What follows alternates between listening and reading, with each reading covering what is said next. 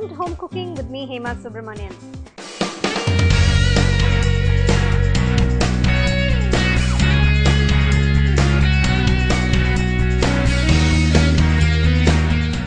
Today I'm going to show you how to make a simple homemade sweet snack. I'm going to show you how to make sweet boondi. You can make it anytime at home when you have guests or your friends coming over. Let's get started. I have the ingredients here. About 3/4 cup all-purpose flour, that is maida. About 3/4 cup of sugar. 1.5 tablespoons milk. 1 teaspoon semolina, that is rava. 1 to 2 teaspoons ghee. 1/4 teaspoon cardamom powder. A few raisins and a few cashew nuts. Now first what I'm going to do is I'm going to make a batter. For that I will need the all-purpose flour, some milk, semolina, and you will need enough water to get a nice thick batter. Dilute it gradually because you don't want it too runny or watery. It has to be the right consistency.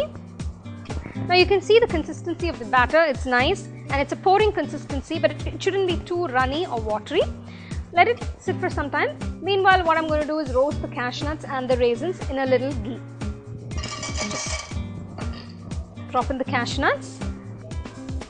As the cashew nuts are roasting, just drop in the raisins. Turn off the stove and keep this aside.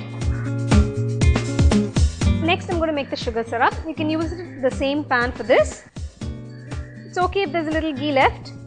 And just add a little water to get the caramelization going.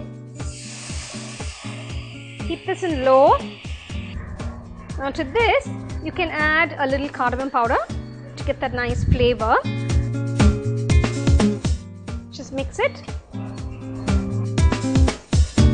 The sugar is caramelized beautifully. I'm going to turn it off now and leave it there. Now we're going to make the boondi. The key to this boondi is you need a ladle like this with perforations. The oil is nice and hot. Take a ladle full of the batter and gently pour it onto the perforated ladle, and you can see you get beautiful balls, little tiny. So you can see that's the boondi and this is how you want it.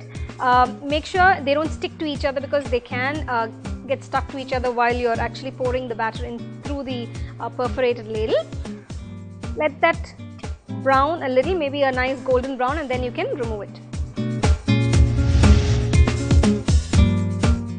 You need to get a nice golden brown color like this.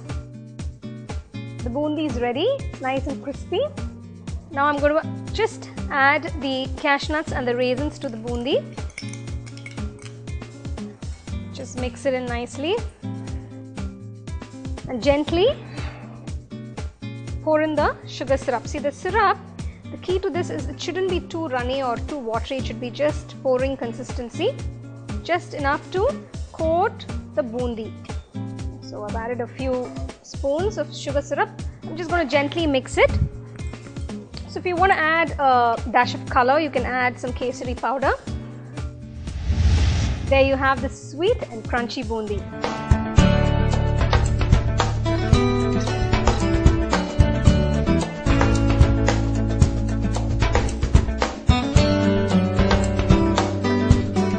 Do try it and send in your comments and feedback to food@venthanotech.com, and also follow us on Facebook.